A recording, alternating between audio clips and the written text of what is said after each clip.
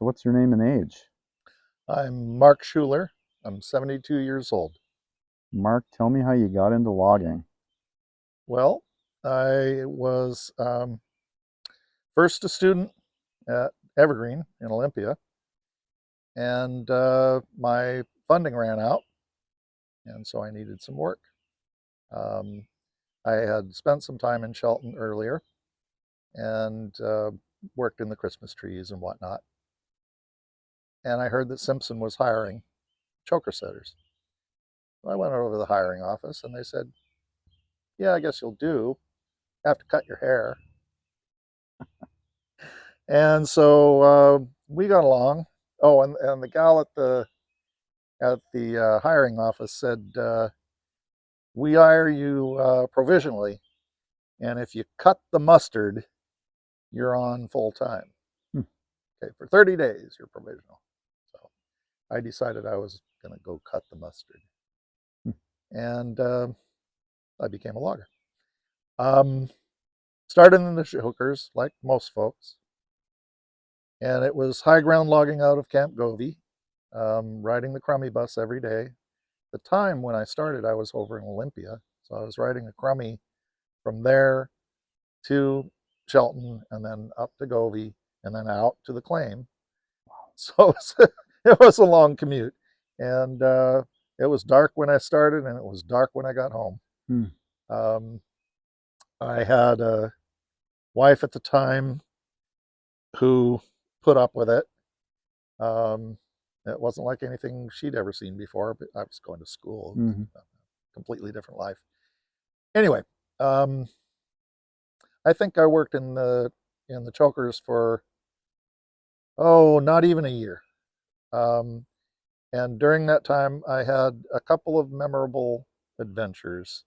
Um, I think the first one, this was high ground, old growth, shotgun with before they had motorized carriages, so no slack pullers or any of that kind of thing. This is back in the early 70s. What are you talking about? Yeah, it would have been summer of 73, I think. Hmm. Um, Steep claim, big wood, rocks and root wads coming off the landing and coming off the cliff faces in the middle of the claim. And you got with heavy wood, and that kills your deflection. Mm-hmm. And so you're dragging 20-foot um, chunks of old growth up across rock ledges. Wow. And so you're knocking down rocks and root wads and so forth.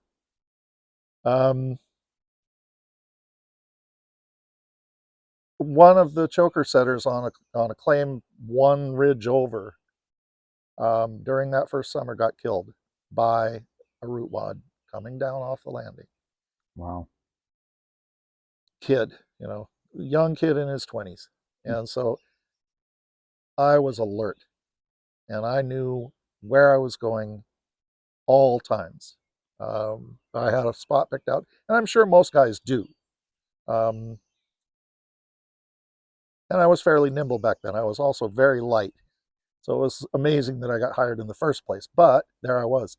Um, anyway, one time when we're right straight down the gut, right straight down from the landing Mm-hmm. and going up against this rock ledge, don't remember why the hooker was there, but he was, in there rousting it with the boys.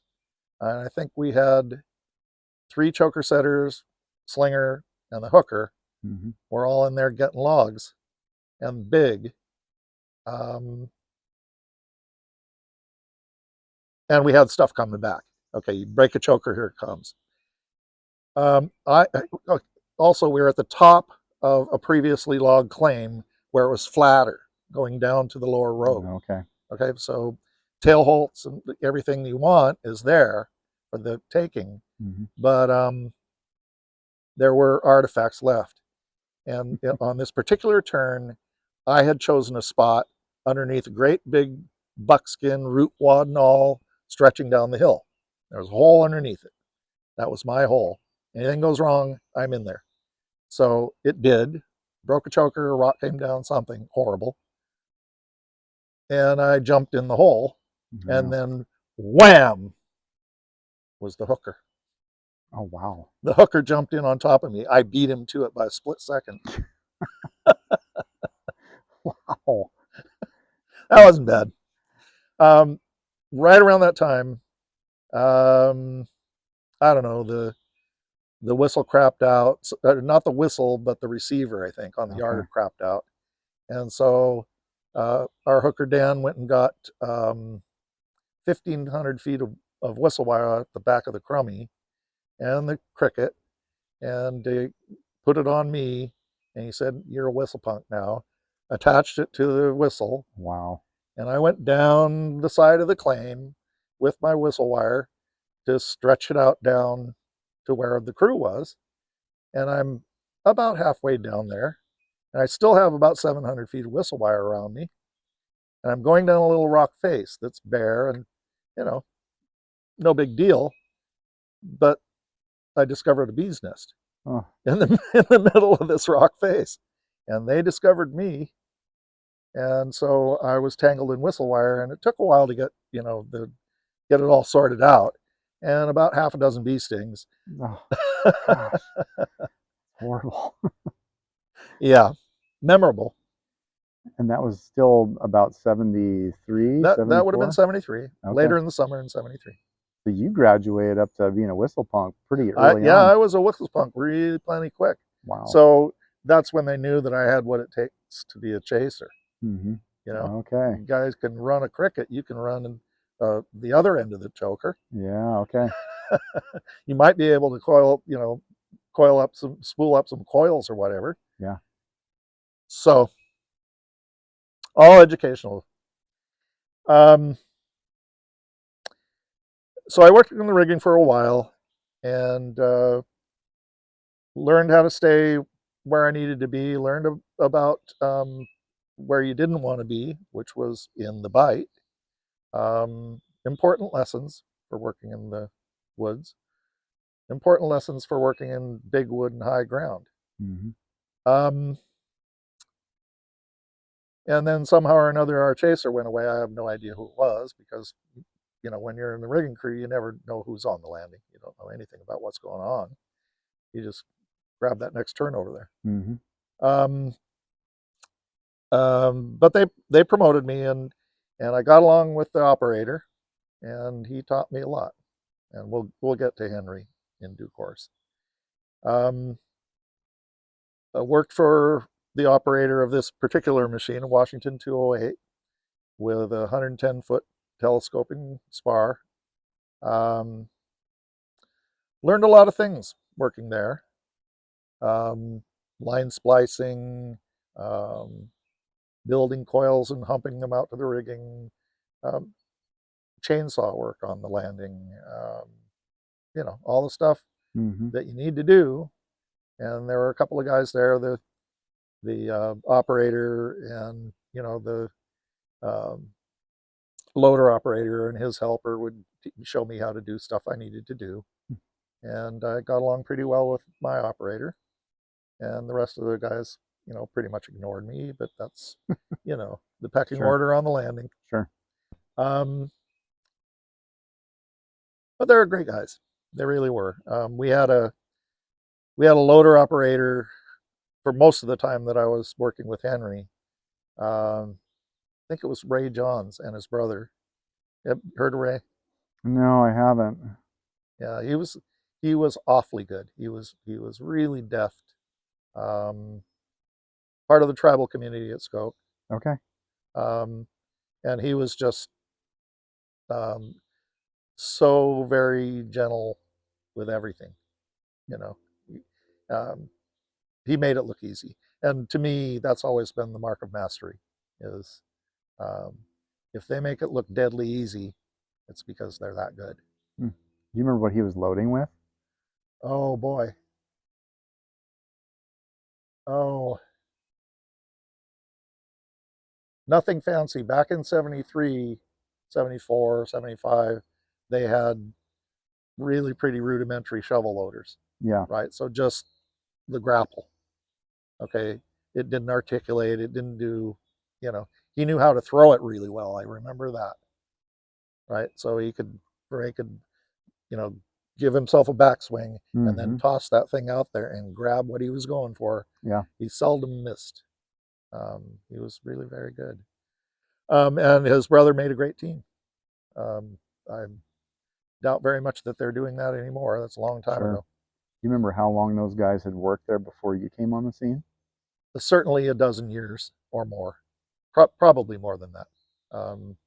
They were just thoroughly embedded in the place when I got Yeah. there. I found it interesting that one of the people, might have been Rick Harris, um, started in '77. That was the year that I left. Okay. Yeah. Anyway, a couple of reflections about the time that I spent chasing.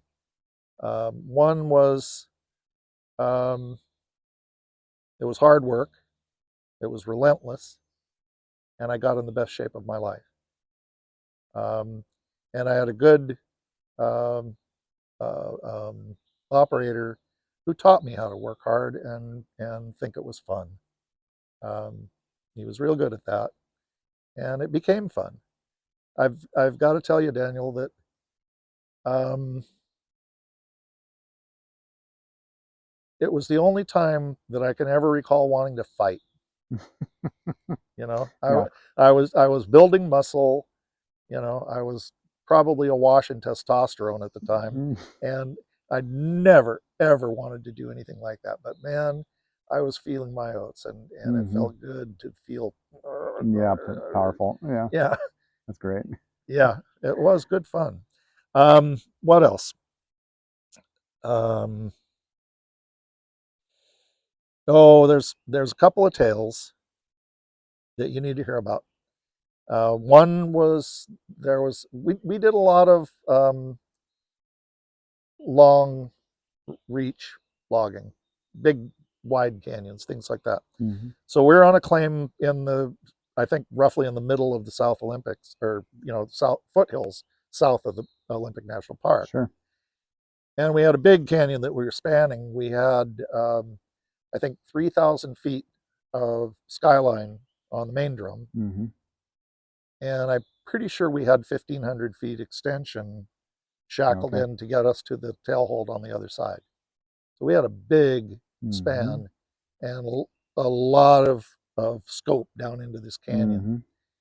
And the thing that caused, and we were shotgunning, and so the thing that caused with all of that depth, you've got all of that weight down in the canyon, Mm-hmm. and that's going to pull the carriage up to tight line, right? Mm-hmm. Position, and you're not going to get your chokers free at the landing. Um, and so what the operator has to do is give slack slowly, slowly, slowly, give slack just enough to get slack to the bell so the chaser can get it loose. And that was what Henry did day after day, day after day. He'd give me a little slack, I'd get one loose. And he'd do it again. He'd, bring it back in, and then he'd give the slack and so forth. Henry got called away for a funeral one day, and so they put a rookie operator who had just trained on Henry's machine. And Henry warned him. He told him how to do it, and he said, do not, under any circumstances, do not get below 2 full wraps on the drum. Oh no. You know what's coming. Uh-huh. And Henry told me that. I knew full well exactly what he was saying and why he was saying it. And Grant was, I don't know whether he was trying to be fancy, but he was giving me slack, giving me slack. I got a choker loose.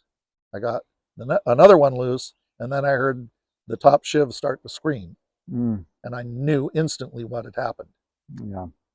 Okay. He had gone below 2 full wraps. And there was nothing in heaven or hell that was going to Mm-hmm. stop that cable coming off that drum. So I was screaming out of the shiv.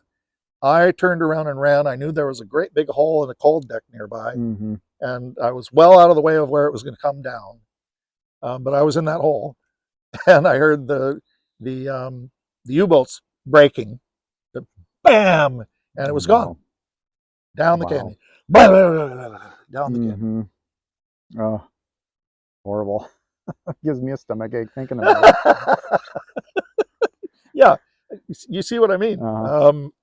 And not only that, you got to go down there and sort it all out. You've got, Yeah. 2-inch steel spaghetti Mm-hmm. all over the canyon.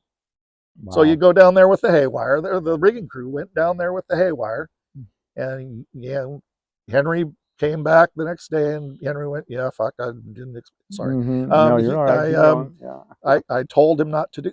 Anyway, Yeah. they sorted it out, and life goes on.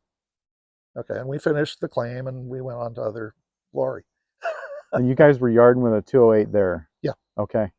yeah. Henry's was always 208. Do you remember, was that a self-propelled machine? It was. Okay. I'm pretty sure it was. Seems like it had a fifth wheel though, so I think he Okay. used he'd pull out the steering wheel and he'd drive it around if it was short range. Sure. Otherwise, they'd hook onto it with a truck Oh, okay. and take it away to a long range Sure. change. Wow. Okay, so what was it? There was another thing I wanted to. Oh yeah, there was a time um, chasing on. Okay, so the Skidder thing is coming up soon Mm-hmm. because that was the same claim as the one that I'm going to talk about now. We had a summer storm come through, and again we're in the middle of the foothills, South Olympics. Big claim, not so steep ground this time, but old growth, heavy stuff. Mm-hmm. And you can just about see past a ridge to the south, storm clouds. In the morning, you got storm clouds coming this way. And then we heard thunder, and we keep, doing what we're doing. And, we're yarding logs and loading them out and, getting on with business. And the storm keeps coming. And pretty soon it's on the next ridge. And then pretty soon it's all over us. And then kaboom, it has struck right where we are. Ugh. And what it did was it hit a tree back up the hill behind the yarder, came down the tree, jumped to the guy line about 10 feet away, and energized everything steel attached to the yarder. Wow. The loader's helper said he saw ball lightning coming off the fifth wheel. Wow. I did not see that, but I turned around and looked. I was chasing on the landing at this time, and I turned around and looked up where it had come down the tree, and I could see a puff of smoke, and I could see limbs coming down, floating down out of that tree. Mm-hmm. What I didn't see was that it had cut this stripe like they do down the bark, and as soon as it got next to where the guy line was, the stripe stopped. Oh, wow. Okay, and that's how I know that the energy went to a better conductor. Mm-hmm. Mm-hmm. And that was the tower and everything attached to it. Oh, my. Okay, so right after that, the rigging crew, the rigging slinger got stung. Really? Okay, he took a real jolt. And he went, "Whoa, that's not good." Um, Robert Hammond was a great guy. He got jolted. And he said, "Yeah, it's all right, we'll carry on working." And so they carried on working. What else? There was something else about that. What was it?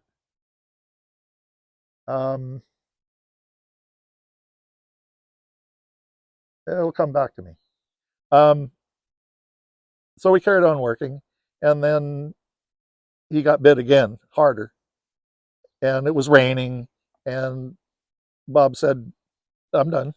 I've had enough. I don't want any more of this." And so the rigging crew came up, and the hooker and his helper came up, and we stood around on the landing for a bit, and the storm went on. Yeah. It was only on us for a moment, and Yeah. then the rain, and then it went off north. And as we're standing there talking, things have settled down. And they finally went, "I guess we better go get some more logs, huh?" and they finished out the day. Hmm. So summer storm. And not long after that, probably a week or a month later, I the loader got called away. Oh, yeah. Some other thing they had to go do and load out some other whole bunch of cold decks or something beside the road, probably a mile or two away. So they just walked it, drove down the hill and did what they had to do. So we were without a loader for a day or two, and we were getting a lot of scale. So we got a Clark 666 skidder up to help swing logs and deck them. Mm-hmm. I can't remember the operator's name, but I was wanting to break in on Skidder, and I asked if I could do that. And he said sure, and Henry said sure, and the guy, subbed on my landing and was chasing for Henry. And so I started running this Skidder, pushing logs around on the landing, moving them here and there with the chokers. And then I plugged up the landing, so I started taking them down the road. I haven't been running this machine for an hour or two, and that model of skidder has a joystick for steering. The joystick goes forward and backward. It does not go left or right. And so you need to be aware of which way is left and which way is right. And I was not. I was fumbling with it. Every time I went to turn somewhere, is it forward? Is it backward? So I was not trained on it, and I just didn't know. It also had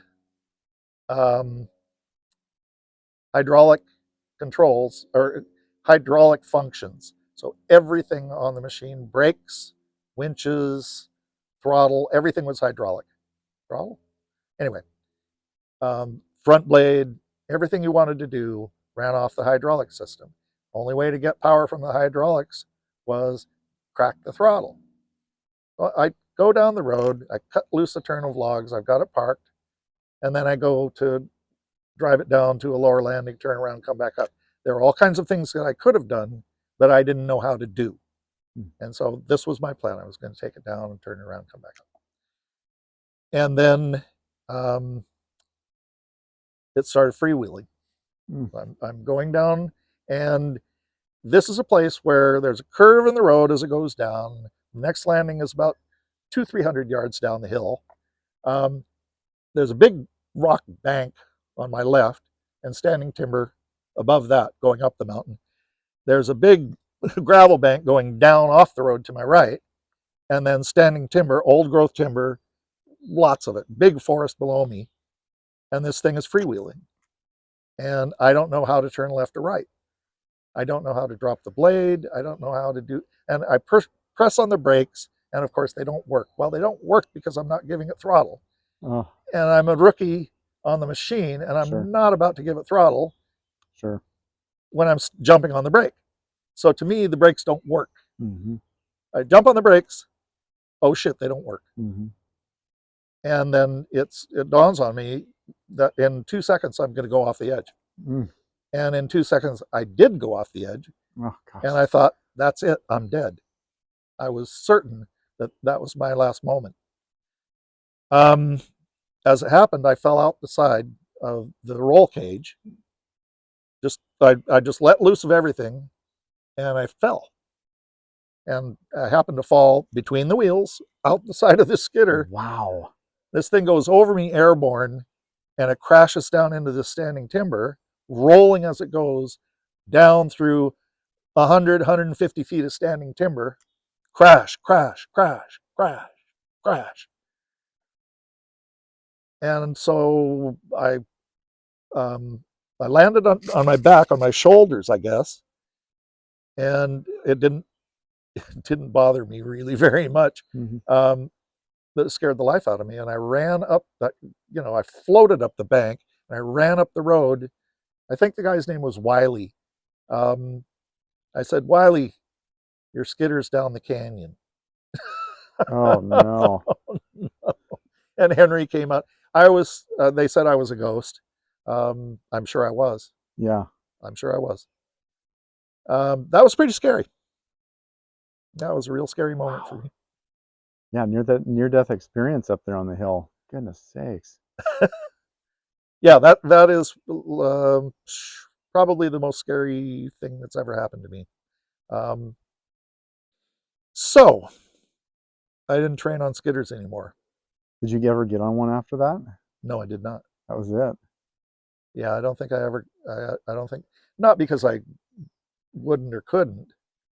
I sure learned a lot about Clark 666 Mm-hmm. with that experience, Yeah. and I would not attempt to operate one up on that in that location. Okay, even knowing what I know, um, no, that's a bad memory. I'm okay talking about it. Yeah. I don't mind that, but no, I don't want to repeat that. Wow. Anyway, so that was during my chasing days, and so I trained on yarders and learned how to operate Henry's first of all, the 208, and he wasn't going anywhere anytime soon. And they did have other yarders that they needed operators for, so they moved me as soon as Henry said, "Yay, verily, this boy is ready to go and Mm-hmm. run a machine safely for you."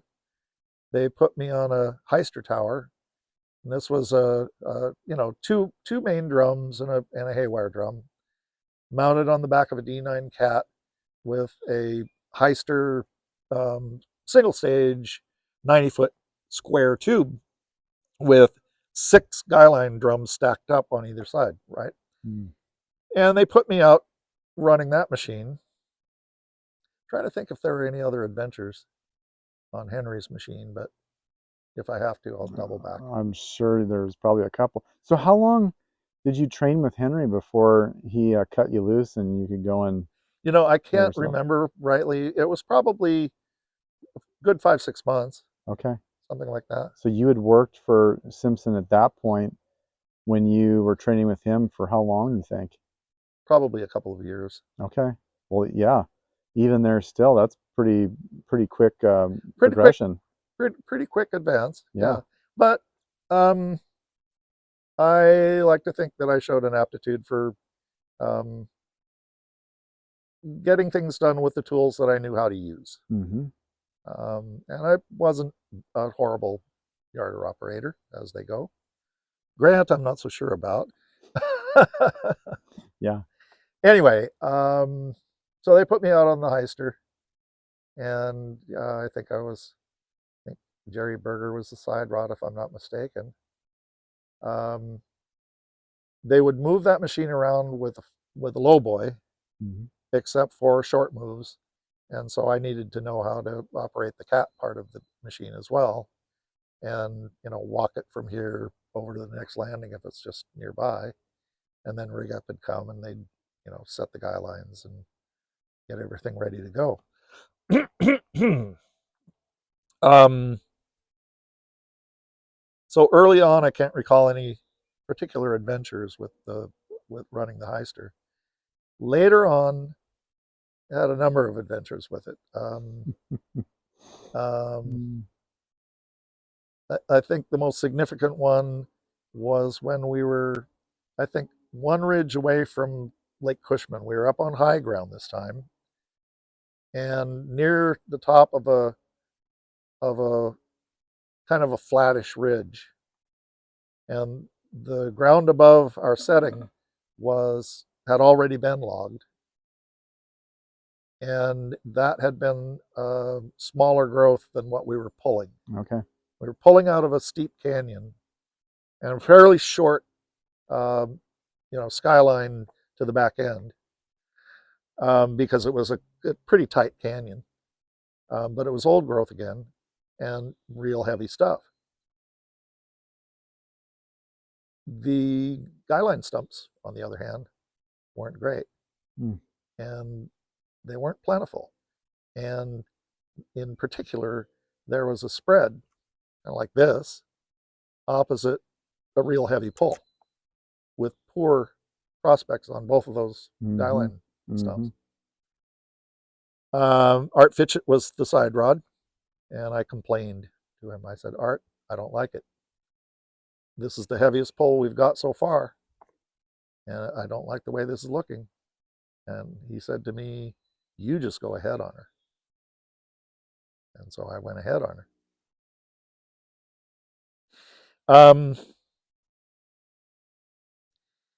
It's kind of telling when the Skyline and the your fallback, or no, your main line, Mm-hmm. are both chattering.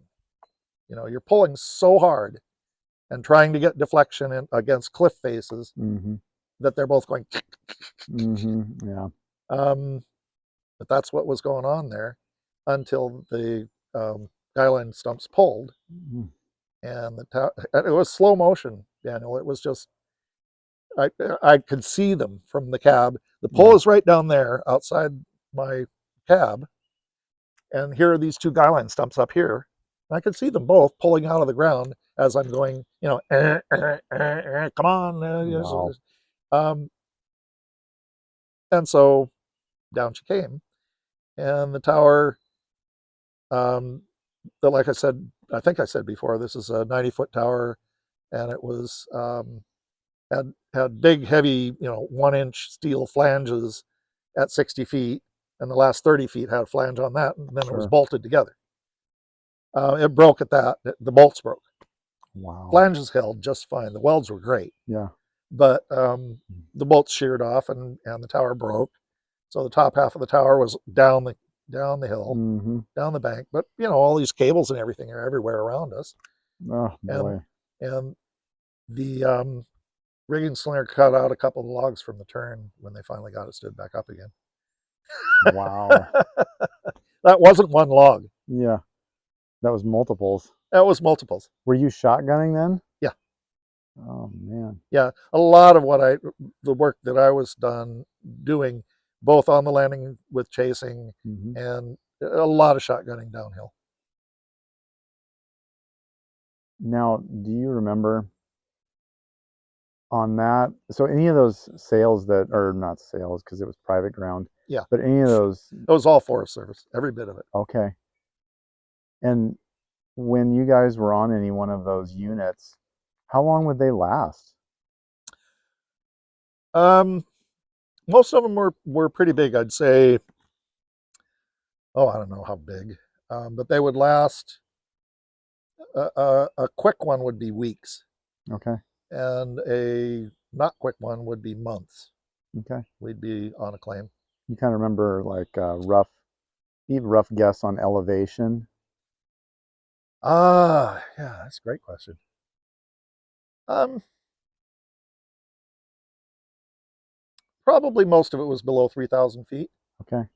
I'd say we might have in the later days, the last spring and summer that I was up there, I was working on an old slackline machine. That one was probably the highest ground I worked on. Um,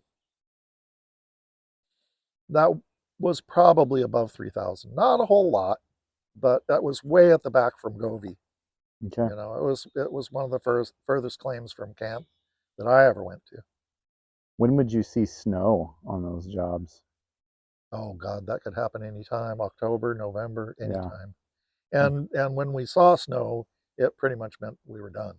Mm. So we would work in the snow for a week or 2 or 3, but when the trucks couldn't haul anymore, that was when we were done. Mm. Okay. Okay. You know, they didn't really care whether it was inconvenient for the rigging crew. Sure. They're going to get her done anyway. Yeah. In the snow, no snow, whatever. Heavy rain, no, it doesn't matter. But no, when the trucks can't haul anymore, that's when it shuts down. Mm. Or at least that was my experience. I don't know. Mm. So how long were you running that Heister for? Um, I've got to confess that I don't remember why they moved me off the Heister. Um, we had a thing going, um, but they transferred me from the Heister after probably year and a half, I'd say. And I Okay. think my last year, or sorry, my my last 4 or 5 months, I worked on a big slackline machine with old school steel wheels. They'd pull it around with a cat, or they'd put it on a low boy and take it to a new setting. And Wow. this was operating with a probably 120-foot standing spar tree that they'd in this case, I only worked one setting. It was a big setting, and they didn't have anything big enough on the claim to leave as a spar tree, so they picked one and they cut it down, kept it intact, Wow. Stood it and up. then got it in, on the road, brought it in, and then they dug a big hole with the cat Yeah. in the landing. You've probably seen it done before. I didn't see Rig Up doing it. I never saw Rig Up work. But they did. They came in probably with, they have a big Rig Up yarding machine to pull cable and shit. Yeah. Um,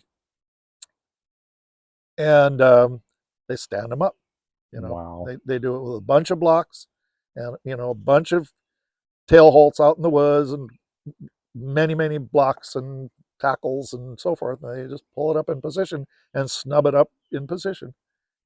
And then they put in all kinds of things around it in the hole, and all, buckle guys and top guys and all of the shivs that you need to do the work. Wow. Yeah, Now, it's intense. So on that job, there's a couple other things, a couple other adventures that I had with the Heister. There was the time that I broke a Skyline. I think I did that more than once. I'm not sure about that. I did break main lines, but the Skyline was kind of an adventure. This was old growth, deep canyon, heavy wood, and I don't think it was. No, it wasn't Robert. It was another friend of mine, rigging slinger. Um, and he was all gung ho. You keep going ahead on her. mm-hmm. You don't talk back to me, Mr. Yarder Operator. You run that machine like I tell you to run that machine. And again, the cables are clattering and chattering, and it feels like the yarder's coming up off the ground. It feels like the entire thing is coming up off the ground because the pull is so hard from the top shiv. Wow. That's creepy. It was well creepy. And then the Skyline broke.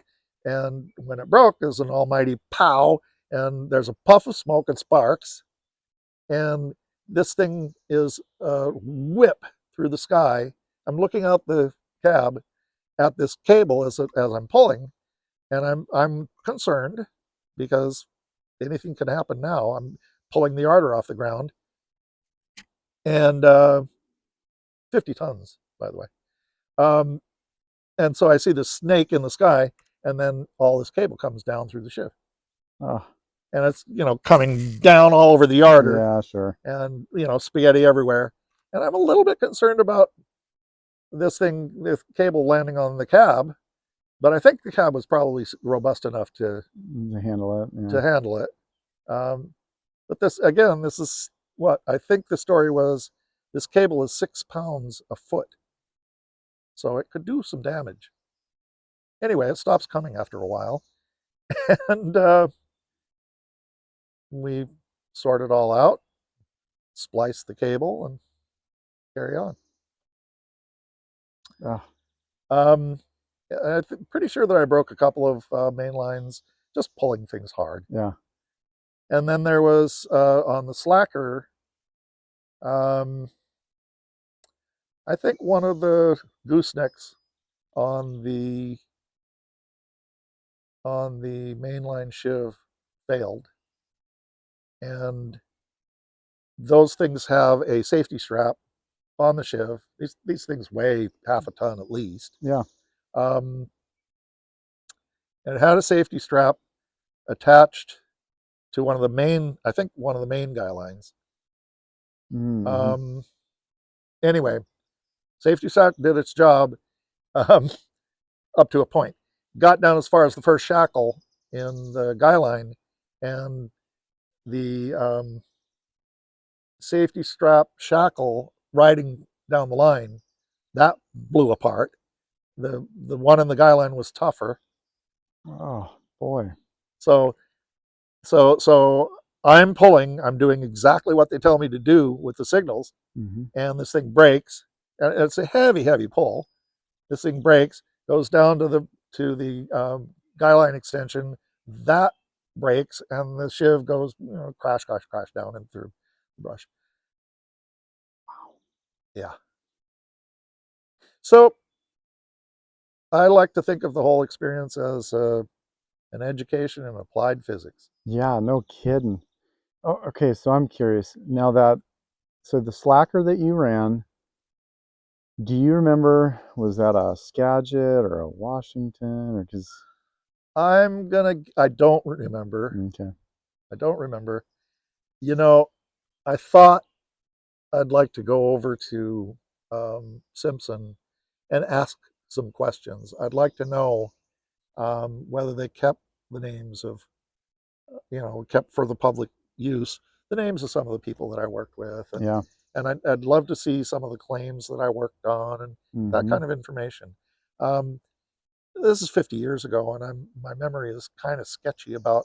I've tried to find some of these claims on the map. It's hard Mm-hmm. to do. Those roads and claims Yeah. are, Yeah. there are. I worked on dozens of settings up there Yeah. over the space of 4 years. Okay, so less than 2 years was chasing, and a little over 2 years was operating.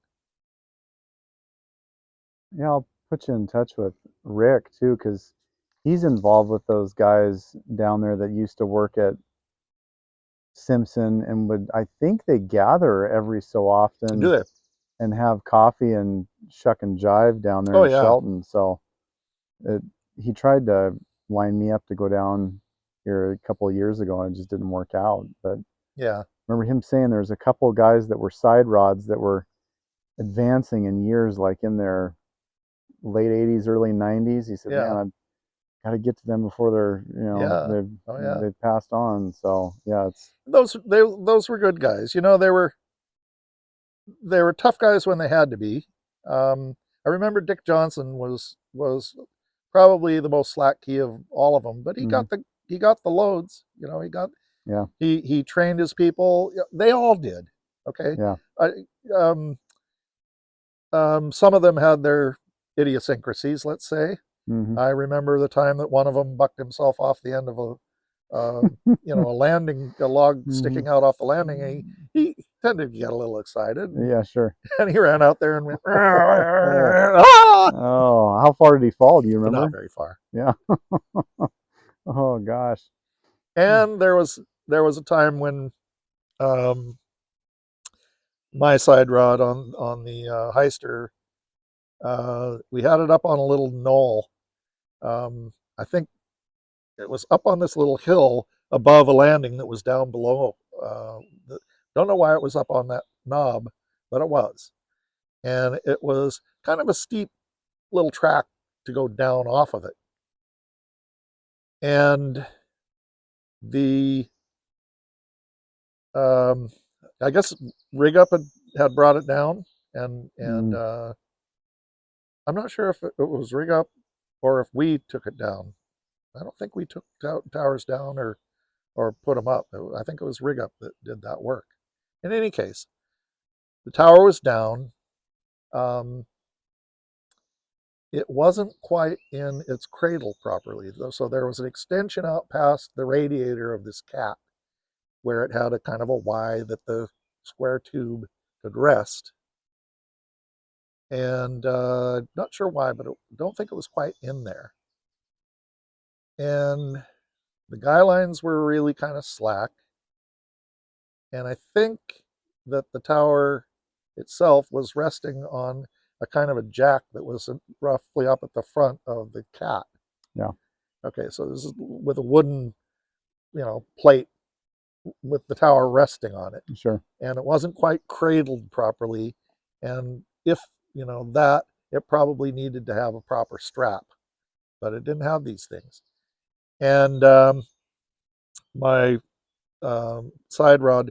So I'm feeling a little bit timid about walking this cat down a fairly narrow, and it looks like it's pretty soft ramp down to the road, which I know is hard. Sure. And I'm thinking 50 tons. and I'm thinking this is soft, and he jumps up beside me and says, "Hey, give me that thing!" And he grabs the paddles, and he and of course the tower goes off. Oh no. Oh gosh. Okay, and so that was it for the day.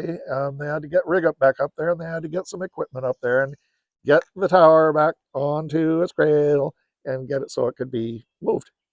Oh, that Funny, rem funny stuff.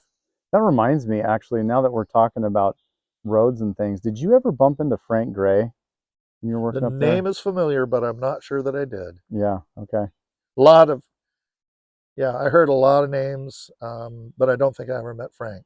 There I Was could he a be. road builder or He was on the road building crew, okay? and it sounded like he floated in between Camp Govey and Grisdale Yeah, off and on. I think in the late 70s, okay, maybe even early 80s, he went to work for the prison okay, down there in Shelton as a guard. That's my yeah. recollection, anyhow. Did you ever, and I could be mixing up stories too, but did you ever bump into a guy named, I think they called him Chicken? I don't remember a chicken. Yeah. I remember. Oh, there were a number of people with kind of funny names. There was Tommy Tinker. There was oh gosh, I think Wiley, the guy who was running that Skidder, was Coyote, of course. Mm. Um, yeah, seems like there was Smoky Joe. Smoky Joe. He was a lifelong choker setter, and Really? he was perfectly happy being a choker setter. Yeah. When you met him, how old was he? Oh, probably in his late 30s, I'd say, Okay. and I was in my early 20s. So most of those guys that you worked with had been there for quite a No, long time? no, the first rigging slinger that I worked with was a guy called Todd, and he was working summers. I think his father was one of the Shelton executives at Simpson. Mm, okay. Okay, so he was placed indoors at Simpson, and Todd was a rigging slinger when he wasn't going to University at Seattle. Hmm. Okay, and in the during the school days, he wasn't pulling rigging anymore. He was in school getting a degree, and he became a doctor, or I think, yeah, I'm pretty sure he became a doctor, Wow. uh, physician of some sort. I think a Sure. specialist. Hmm. Um, um, so he didn't last very long. He wasn't very good. He was actually a perfectly good rigging slinger, Yeah. but and then I don't think that he was on Henry's side. I think I got moved over to Henry's side. Who knows Okay. why? But I think that move was, for me, one of the most fortuitous things that happened up there, because I met Henry, and I got to work for him for a couple of years. I was going to speak about him just a little bit, if I may. Yeah, go for it. Okay, so Henry Corzinowski was of Polish ancestry, and he was an old timer. Um, he had operated steam donkeys um, before I met him. When he was a young man, he started like everybody else, but he worked himself up pretty quickly, and then he ran steam donkeys. So he had been operating yarders since probably the late 30s, Wow. maybe 40s. That Hmm. sounds more reasonable. 40s, I suppose. Um, I never asked him about that. He probably started in the 40s, and a lot of those guys were exempt. Now, I don't know whether he had a health exemption of some kind, but most of those guys wanted to go fight Germans or fight Japanese. Mm-hmm. And at the same time, they were required in producing wood. Okay. Okay, there was a huge requirement for spruce in particular, Oh, okay. okay, for aircraft building, um, and for other wood. And so I think he got exempted and told to stay home and work Hmm. by the War Department. In any case, Henry was a wonderful guy. He was probably, I don't know, in his early 50s when I met him. So I was in my early 20s. He was probably in his 50s. So he was an old bugger. um, but he was a funny guy. He knew his stuff. He loved machines. He loved operating. He had a great sense of humor, and he loved telling stories and lies and all sorts. Um, he was very cool. As I said earlier, he taught me how to work, and I'm grateful. Um, oh, I guess that's enough. I was going to ask, how long did Henry work there for Simpson? Do you remember when he would have I don't quit? know. I think he came up from the Grays Harbor area Okay.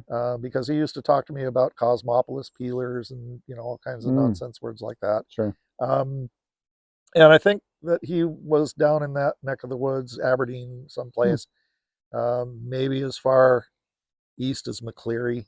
Um, but he and his wife lived out Agate Road and had a real nice place. He was real meticulous with his cars. I was fortunate enough to buy his old Chevy pickup when it was time to get a new one, and it was a beauty, and it was perfect. It was just perfect. Hmm. He was a great guy. In 1977, I decided to take a gap year and go to Europe and backpack around Europe.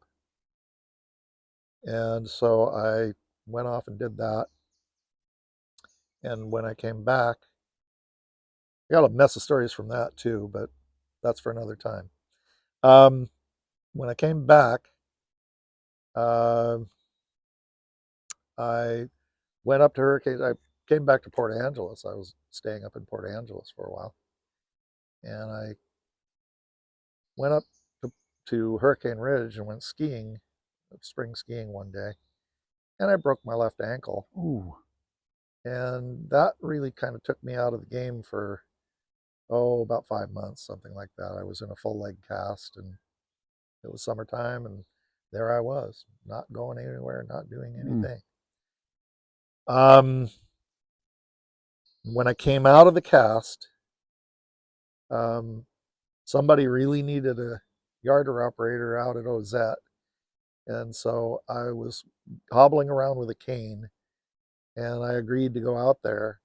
I ran this machine. It was an abomination, and it Hmm. was the brakes. I think on the mainline drum were also an abomination, and I could only jump on it with my right foot. My left was worthless because there was too painful and I couldn't Hmm. put weight on it. Okay, I lasted one day and I was happy. I was Wow. I was happy to not go there ever again. They didn't like me. I didn't like them. I hated their machine, and so I didn't go back. It just wasn't worth it, Hmm. and the machine was awful. And I was accustomed to working on machines that actually worked, Hmm. and they had people that they paid to make sure they worked. But it was instantly clear to me that these guys, this was a Jippo outfit, and no, the problem is with you, the operator. Okay. Perfect. Yeah. So Hmm. we agreed to part ways, and they cut me a check. Um, let's see. So I was looking for work, and somebody said, "Go talk to Herb Hetherington over in the Smith Tower." So I went over to Seattle, and I found his office, and he ran an outfit called Loggers for Alaska. And he said, "Yeah, I think I got a call for an operator here." And he said, "Yeah, I'm going to send you up to Louisiana Pacific Catch Can at Thornton Bay." And I caught a plane and up to Ketchikan and float plane out to camp and started operating. I think it was a 208. Um, uh, interlock machine.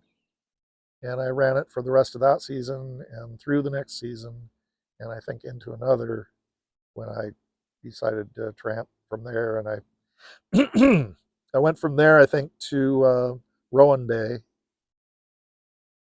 And the next camp I went to was, I think, Soderbergh's had a camp at Cake.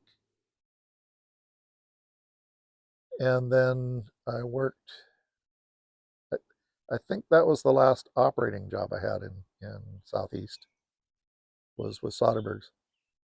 I wanted to say that during the time at Thorn Bay, there were a few adventures. There was another tower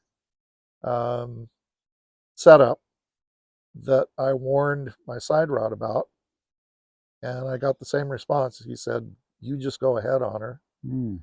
And in this case, we were high lead, uphill, Grabinski, I think, and I'm not certain about that because you would not think that Grabinski would pull the tower down, but it did. Okay, so I went ahead on her, and they had poor setup practice or policy, and I pulled the stumps out of the ground and down the Oh, tower came. wow. Okay. I would think that they'd stop arguing with me, but they didn't do that, so I pulled 2 towers down. Wow. How many times do you hear operators tell you that they pulled towers down? Yeah, Not very often. Not very often. So what all entailed getting that thing stood back up and going again? Oh Lord, that was a telescoping tower, Mm. so that probably was a problem all by itself. Getting it, Mm-hmm. stuck back into the tube. I'm sure there's easy ways to do it if you know how. But yeah, they had to get the rig up crew out there and find all the cables and line them all up where they made sense. And it doubtless broke some steel, and it doubtless broke a whole bunch of Yeah. hydraulic lines and so forth. Because it's got, well, no, that those towers had a pivot. Okay, so the Skyline drum assembly is all around the tower, and the Mm-hmm. tower's got this pivot that it rests. You pull the tube down Mm-hmm. into the outer tube, and then you lay it down into its Sure. cradle. So it probably broke free, but still a real hassle when you pull them down. Did you ride so both times? I was on the machine. Yeah, so you rode that out. Yeah, both times. Oh. Anyway, the second one in Alaska was kind of a nothing burger because the one in out of Govey, I was concerned about guy lines coming down Mm-hmm. on my head, or coming into the cab, Sure. but that didn't happen, and it was really a slow motion deal. This one was also pretty much a slow motion deal. It was just heavy pull, the lines are chattering, and then boom, you just lost the structural contact with the tower, and it's going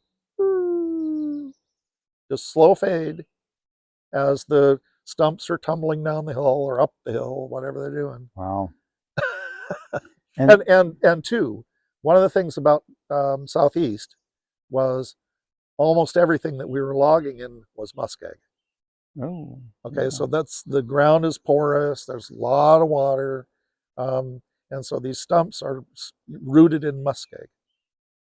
That's super handy. Isn't it? Do you remember what that was that you were running that tipped over? Was that a 208 or? Yes, it was. Okay. Yeah, it was 208 interlock. And that was Soderbergh, you said that had No, that was LPK. Okay. Gotcha. And those are some of the pictures you had was from that machine. Yeah. Okay. So what did Soderbergh have? I don't recall. Yeah. I don't think I was there very long. The one lasting memory that I have is a little orthogonal, but I'm sure that a lot of your viewers will appreciate it. Um, one Saturday, I happened to be in the right place at the right time when one of the camp people came in with his fishing boat, Mm. and he had caught a couple of big halibut and brought it on shore, um, gutted it, got it into the kitchen, beer batter, got it back out, and I happened to be there. Heck, that's cool. That was less than Mm, an hour out of the water, and it was the best fish I've ever had in my life. that's amazing. Yeah, that was awfully good. Um, what else? Oh, fishing stories. When I was at um, Thorn Bay in the bunkhouses, the Crummy crossed a big creek called Staney Creek. It was probably um, at least 50 feet wide and probably something like 8 feet deep, just solid running water. No big rocks in it, nothing like that. It was this probably 50-foot by 8 foot deep or 10 foot deep chunk of water moving underneath the bridge. Yeah. Well, the salmon were running. These were dog salmon, um, and or chum. I'm not sure. Anyway, not real wonderful, but there were so many of them, Daniel, that we were fishing for them with rocks. We'd go off the side of the bridge, down into the road, and pick up a big rock like this, take it out on the bridge, drop it in the water, and the fish were coming up the creek in waves, probably 20, 30 feet wide waves, and probably 50 feet between waves, Wow. and wave after wave after wave after, Mm-hmm.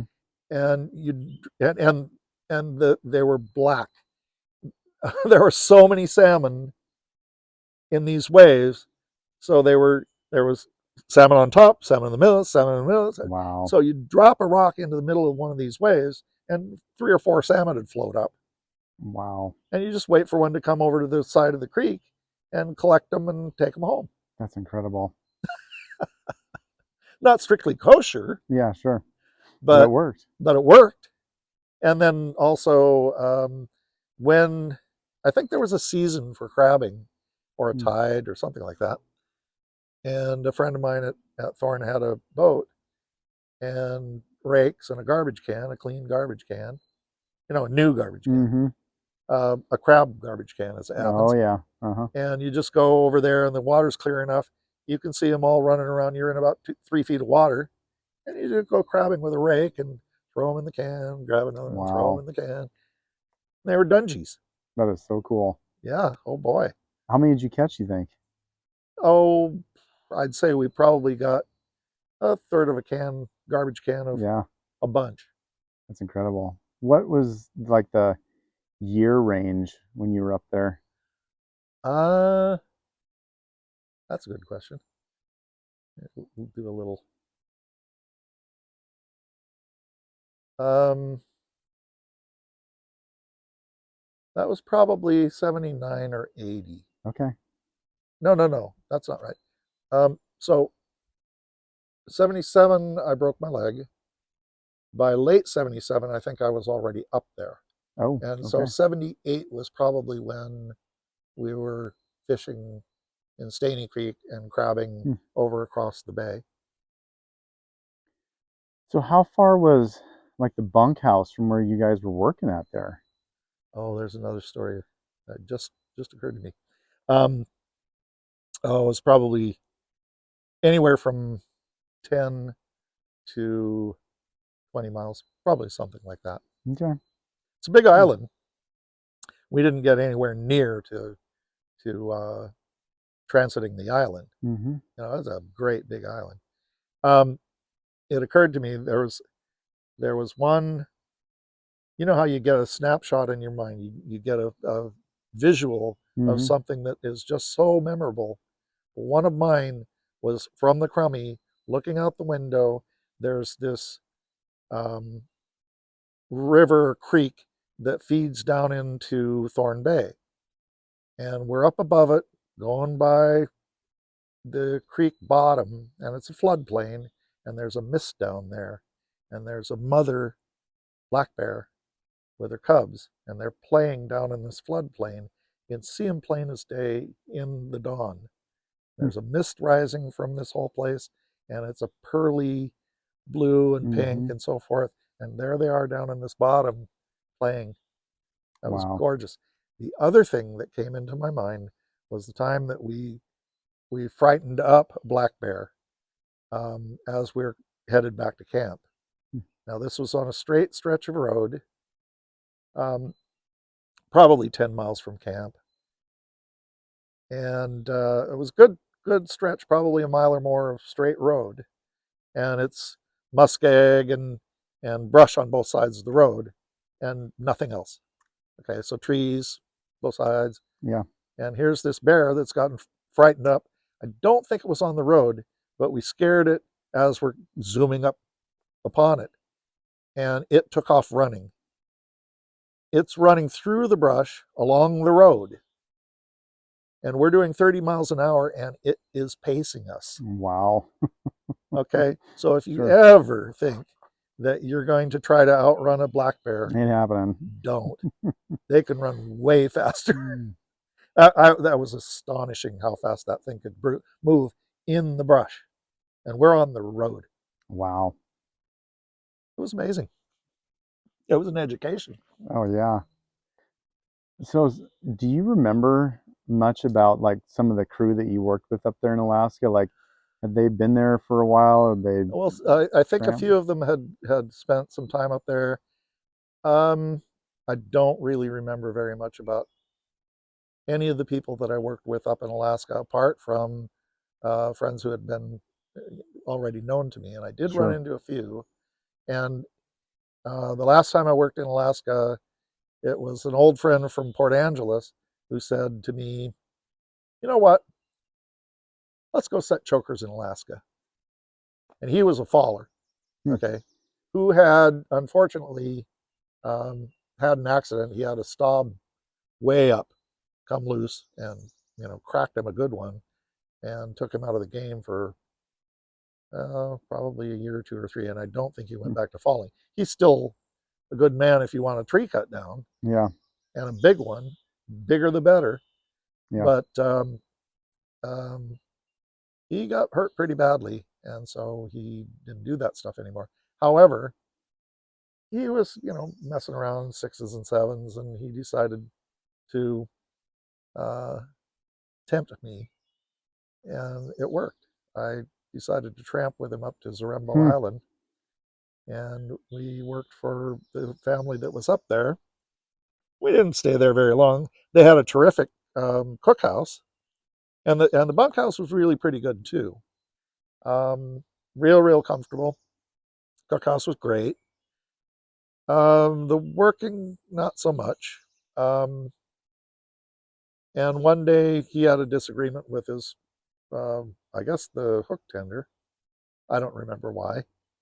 And he said, "Yeah, well, I guess I'm not ready for how we're doing things." And he got a ride up to the claim that I was working on. And the guy with the pickup was, you know, bringing grease or oil or something Sure. up. And my friend Steve got out of the pickup and gave me this. And I was up on the rigging crew, and I grabbed my nose bag and said, "See you later, boys." And That was it. that was Hmm. it. We That's, we started walking back to camp. That hmm. guy wasn't going to give us a lift, and we probably walked 3-4 miles. And somebody came along and picked us up and Hmm. drove us back to camp. We called a plane and packed our gear. Wow. And I'm not sure if this is fit for inclusion, but it's a worthwhile story. I think we missed the last flight out of the day, and so we decided we'd take the ferry back home. Hmm. Because we're tramps and we're Hmm. tramping southeast, Yeah. and so we decided we'd take the ferry back home. And we got on the ferry and we put our gear up on the top mezzanine, whatever, aft deck, like you do, and we went to the bar, like you do, Hmm. and we arrived when Big Jim decided that he was buying for the boat. Oh. Okay, so Big Jim was a story all by himself, and the story that we got, I didn't get it from him, so it was, Chinese whispers, so who Mm-hmm. knows how much of this is Mm-hmm. true. But what we could see was that Big Jim was indeed big, and he had the big diamond pinky ring, and he had two very large men, one on either side, um, making sure that he was just peachy. Mm-hmm. And these guys were sitting with their backs to the wall, having their drink, minding their own business. And then he decided that he would buy drinks for the boat. And he did that until the boat docked 2 days later. Wow. Really? Yep. So Steve and I drank a lot of Courvoisier and played a lot of chess. Wow. You remember much more about Big Jim? What I was told was that his wife had the money and that he hated flying. He didn't like to fly. Hmm. And so he was on his way to Vegas to see one of the heavyweight fights that was in the pipeline. And he needed his helpers to help him. Hmm. Wow. Too much. It's a heck of a story. So we didn't buy drinks on that trip. What'd you end up doing when you got back down south? Oh, well, one of my father was a physician. I think I may have mentioned that, and he had a private practice. And one of my older brothers was a home hobby computer guy, Hmm. and this is back in the late '70s, early '80s, and at that time, MS DOS didn't exist, Mm-hmm. um, and so my father was interested. He was early adopter, and he wanted to have a computer in his office. What's it going to do? Well, whatever you tell it to do. At that time, there weren't any programs for these things. He had my brother build him a home hobby computer Oh yeah. with the 8-inch floppy drives, and I was put to work first learning how to program it, and then programming it. Hmm. So the first thing I did was I made him a um, checkbook system. Oh yeah. Okay, so he could record all of his checks, and it would, give him a running balance. Well, this is before you had anything to do that. You had your checkbook, Sure. and I made it into a computer thing using BASIC. I taught myself to program in BASIC, and I built this thing for him. What he really wanted was a system that would uh, take all of his patients' records, would Mm. record all of the diagnostic codes that he wanted to record for each patient, Mm. date, time, comments, so forth, and all of the treatment codes. Okay, well, there are hundreds of diagnostic codes. Sure. I think probably thousands, and there's certainly thousands of treatment codes. Mm. So on the basis of those codes all by themselves, there was an awful lot of work to do. First, because none of those things were available for your computer. Mm. There weren't any programs to do these things. I was going to build this in BASIC, and I pretty quickly gave up on that project because it was really beyond my capability. Sure. But what I did learn how to do near the same time, so I cut my teeth on that kind of stuff. Mm-hmm. And then my older brother had a weatherization company that he had with a couple of partners in Port Angeles. Um, Oh, okay. so they bought what was for the time an expensive but much more powerful machine, and they bought um, really early database software, really flimsy stuff called DBase 2, and I learned how to use that. And then I built them a system that allowed their bidders to create a record of what they were bidding on and all of the parts, all of the things that they needed to do for a job. Capture customer information, capture um, the costs, the units, all of the things that went into a job, and then dispatch it and set up the crew and all that information. I built a system to do it. Wow.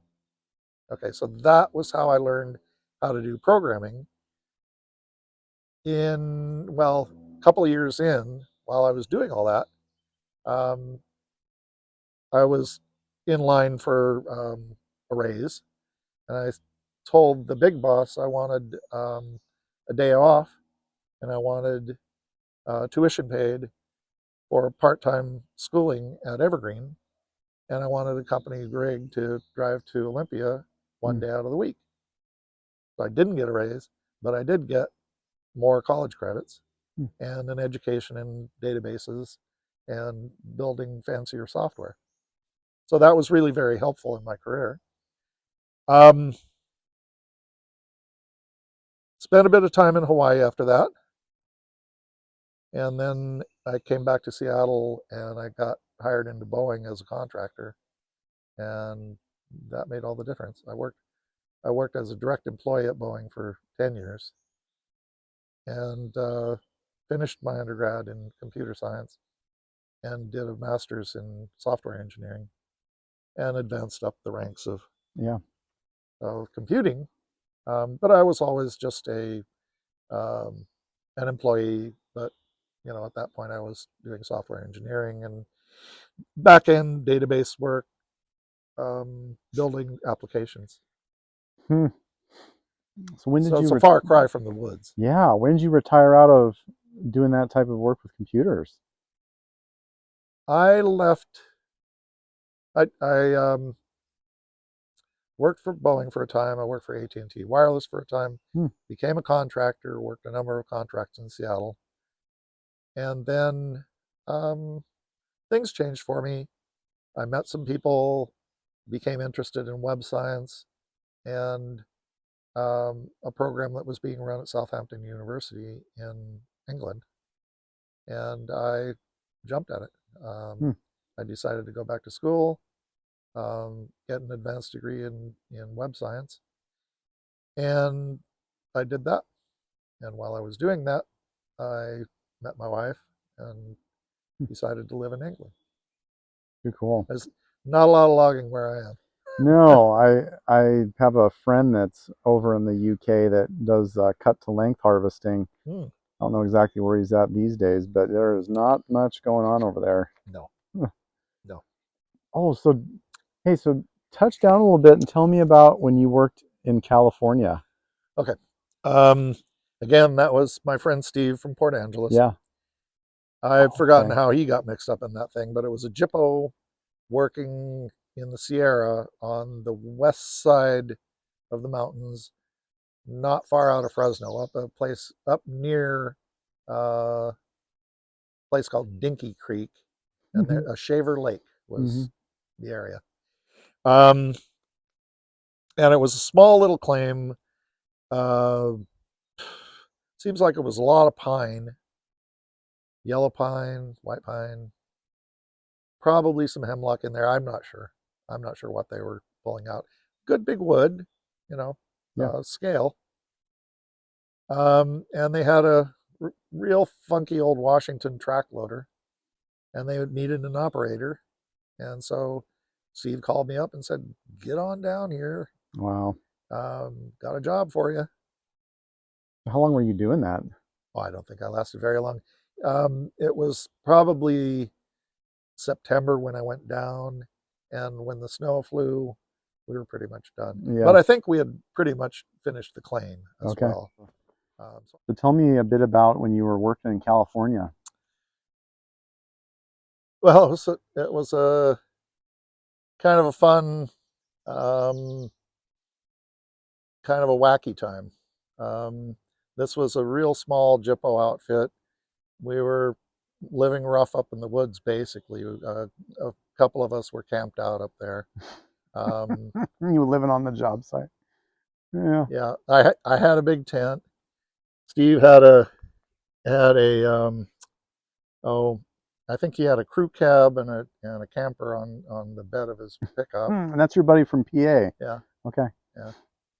Um, and I think Gary had, oh, I don't know, some kind of fifth wheel thing that he was driving around.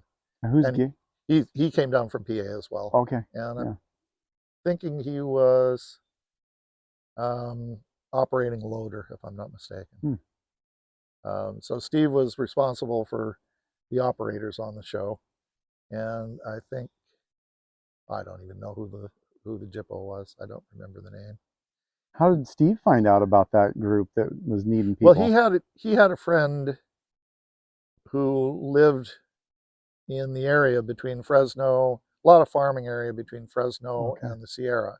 So it's a few miles of flatland between Fresno and the foothills. Sure. And this was just up out of the foothills into a little bit of high ground, not anywhere near way up high. Mm-hmm. So it was just getting up into the mountains. Yeah. But good big forest up there. Um, anyway, this guy had bought a thinning show and was, working it. And his friend Roland down in the lowland probably was talking to the logger, and the guy was saying, "Hey, if you've got some friends who know how to do this stuff, tell them to get on over here. I'll pay them good money." And blah blah blah. So Steve bit, and he wasn't doing anything that was more fun, and I guess I wasn't either. So I went down there with him, and part of it was for the road trip. It was just fun hanging out with him and doing stuff. At one point, we there was kind of a nice restaurant down at Shaver Lake. It was about, I don't know, 10 miles away, and we wandered in there and we did a side gig with them. I think Steve said something like, "That's a nice fireplace you got there. I don't see any firewood around. You need some firewood?" Oh yeah.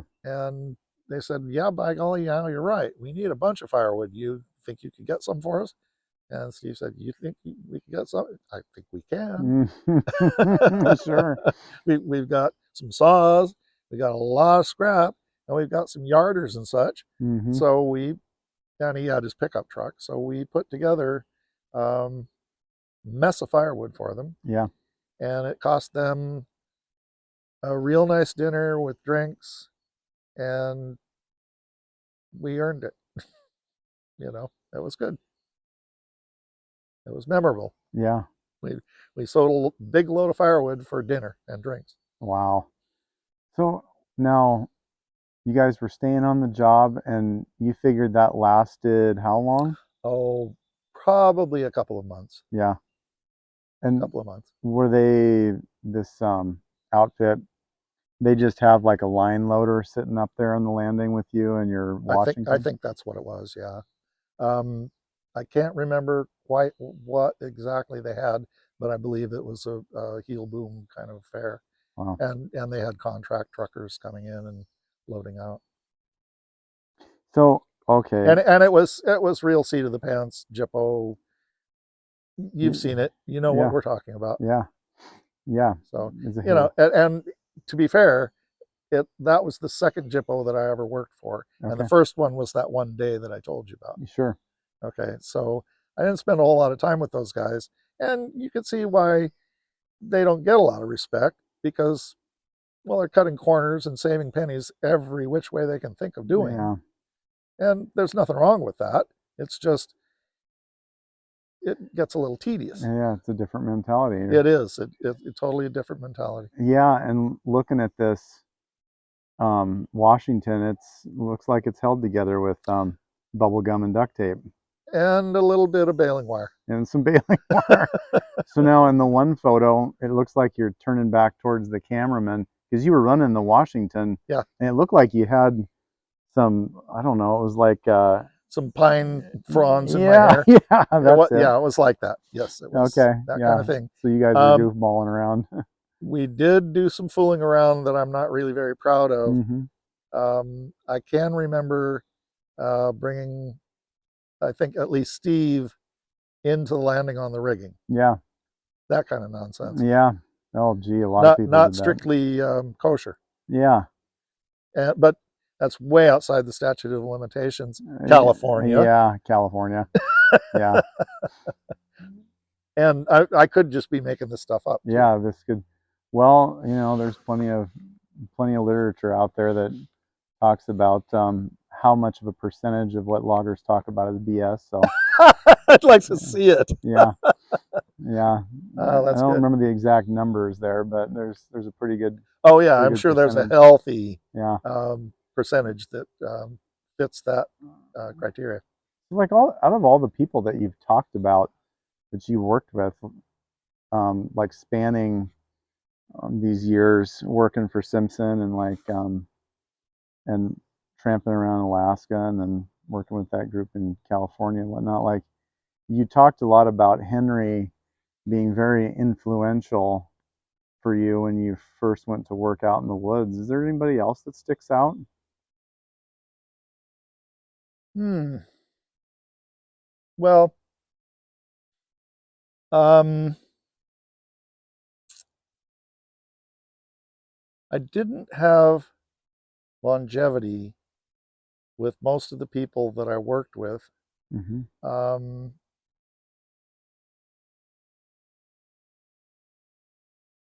I did with at least one, but he's an old friend from Port Angeles. I bumped into him at Zarembo Island. I had no idea that he was there when Steve and I flew in.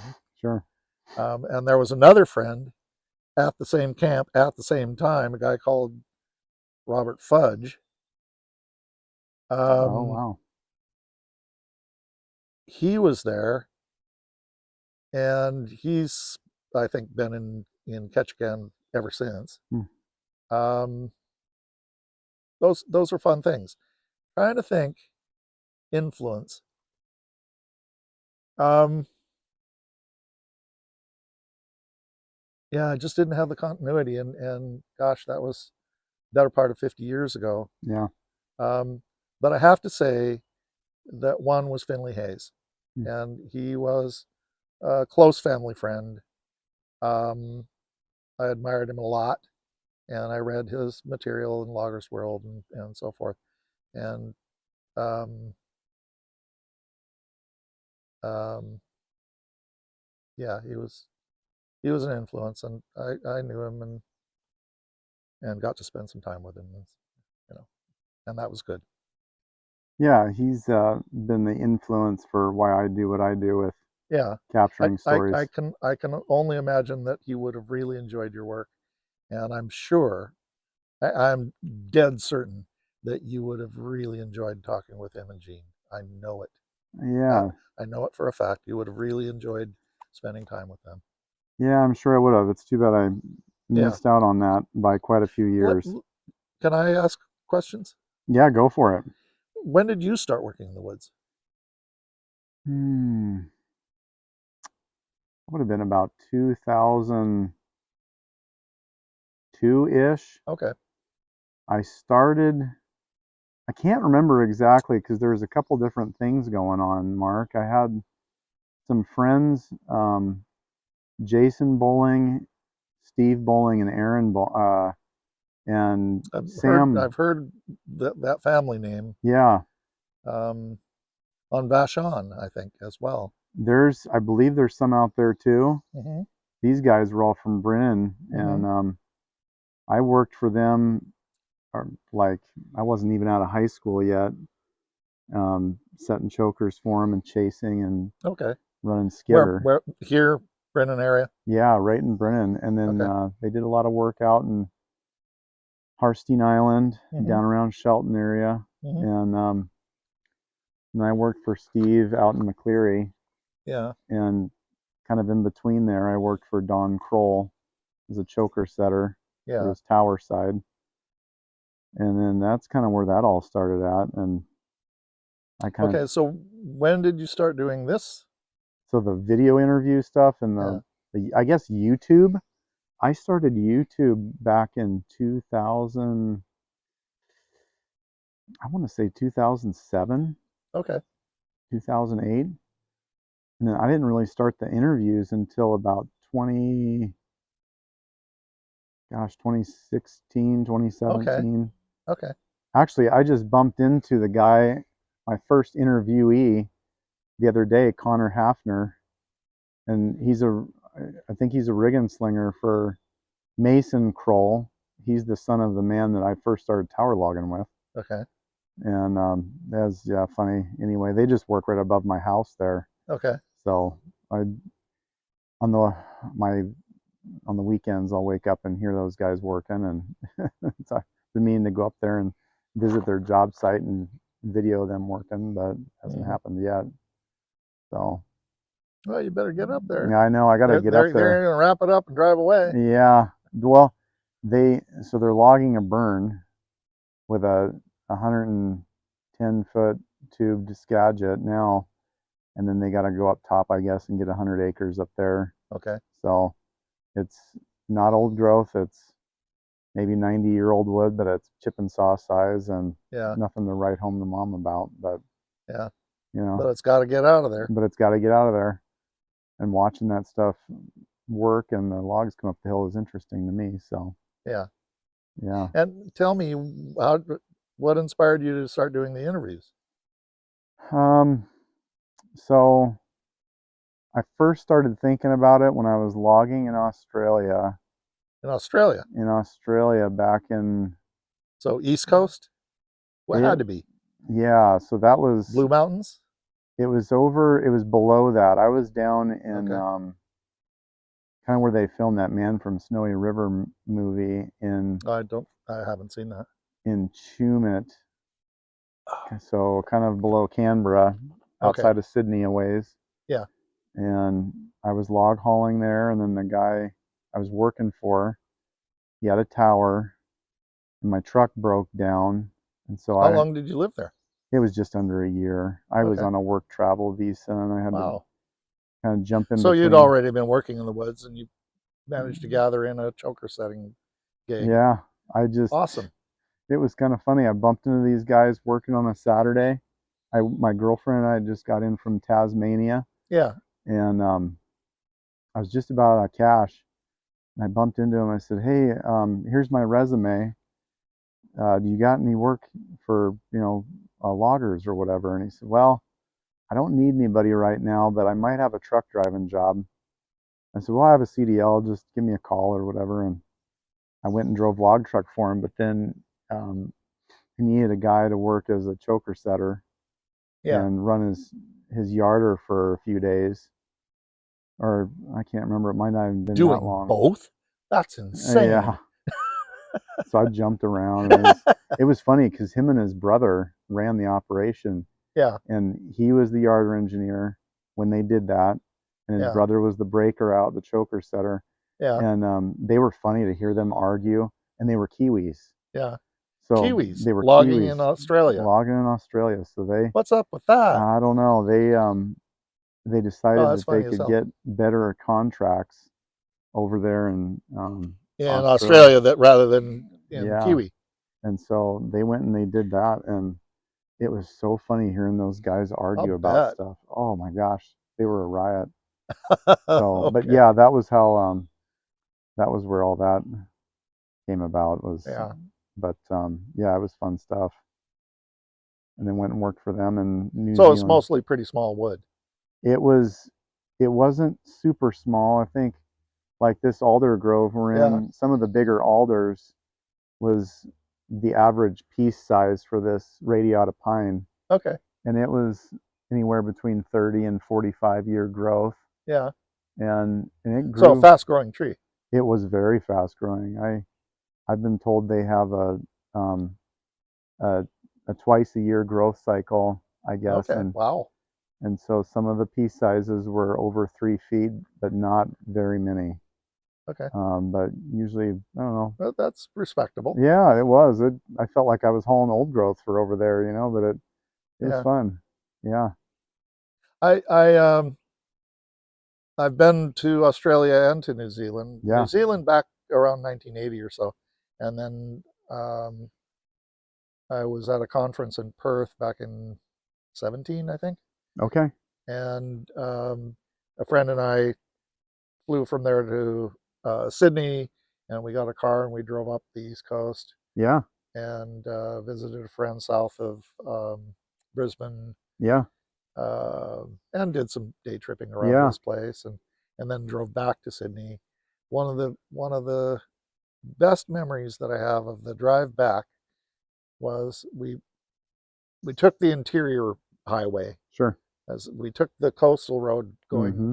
north, and we decided we'd drive through the hills and through the farmland on our way south.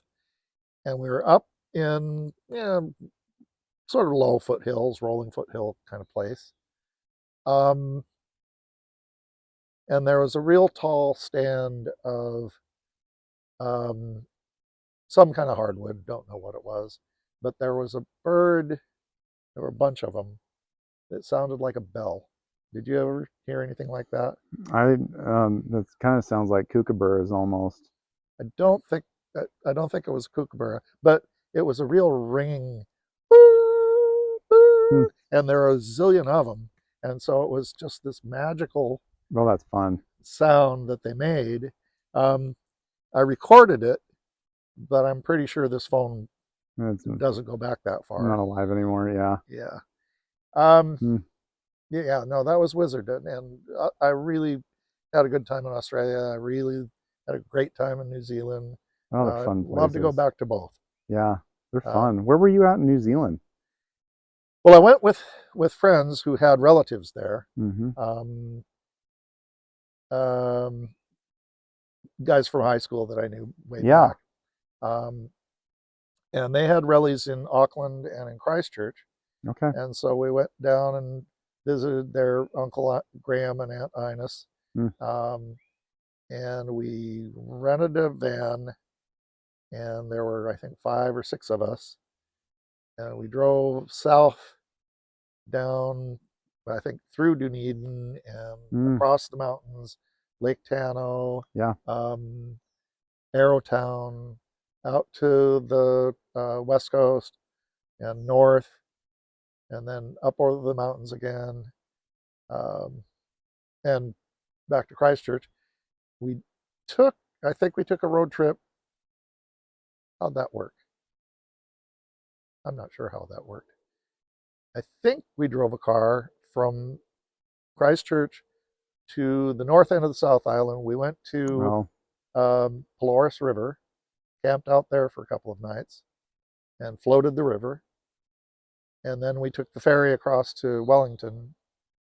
And I think we left the car in Wellington and we took the Silver Fern to Auckland. Mm. It was a great trip. Yeah, that's too cool. Yeah, it was really a lot of fun. So that was right about 1980. Okay. What's funny is you say Dunedin is the people I worked for in Australia were from Dunedin, Yeah.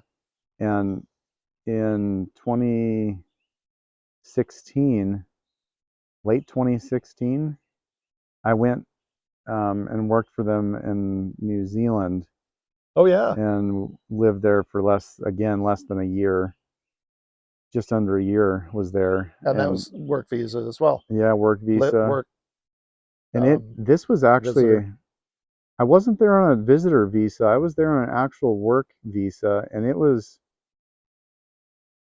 let's see, I So again, in the woods. was again in the woods. I went and they hired me specifically to run processor for them. Okay. So I did that, and part of it was my own fault.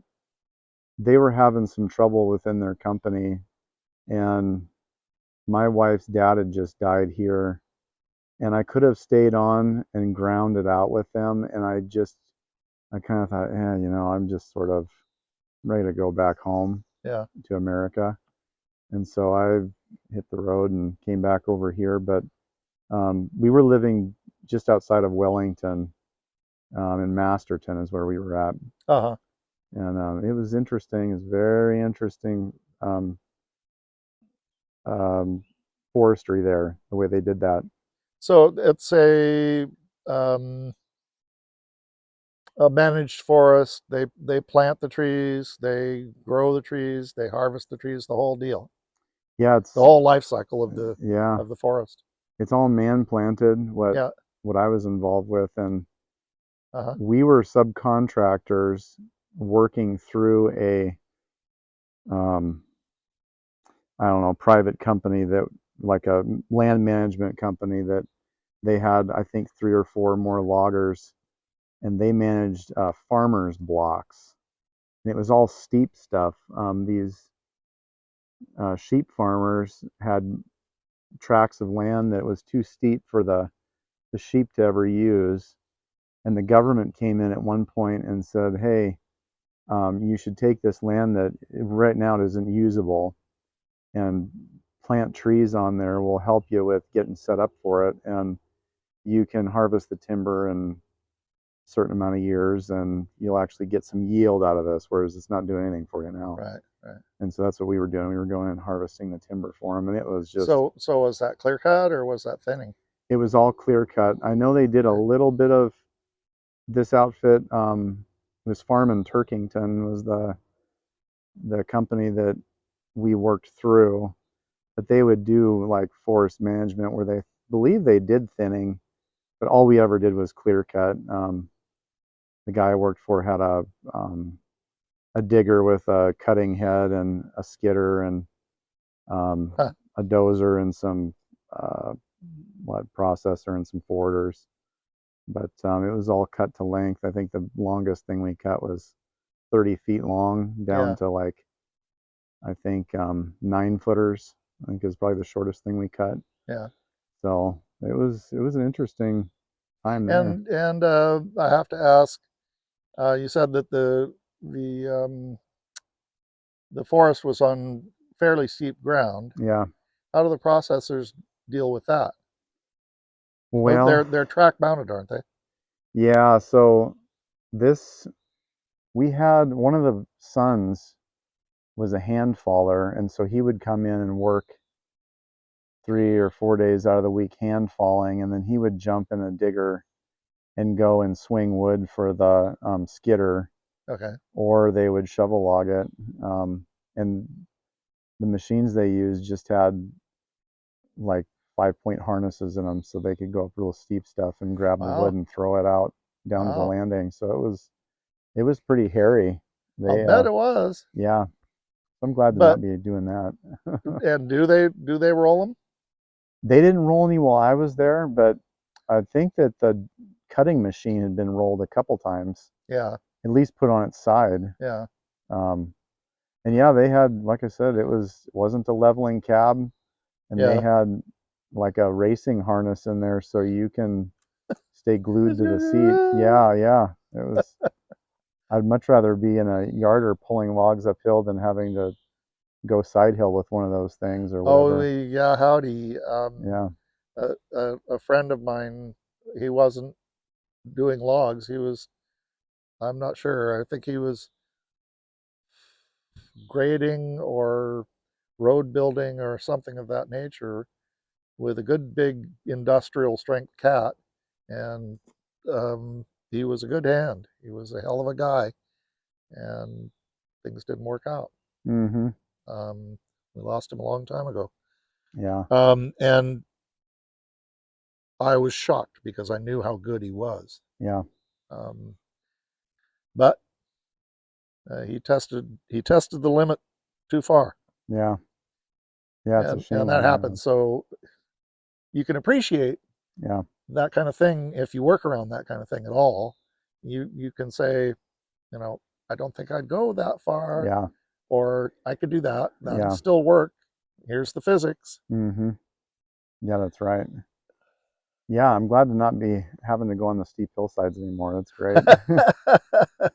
Yeah, that would be some of it would certainly make you um, wish for a desk job. Mm-hmm. Well, Mark, I appreciate you taking the time out of your busy schedule over here on the peninsula from the UK to sit down and share your thoughts and stories and some of your pictures with me and everybody else that watches this channel. This is a real treat for me. So yeah, thank you very much. Daniel, it's been a real pleasure, and thank you for spending your time with me. Oh yeah, hey, I this is appreciate it. this is great. Yeah, this is a joy. Well, you take care. Okay, you too.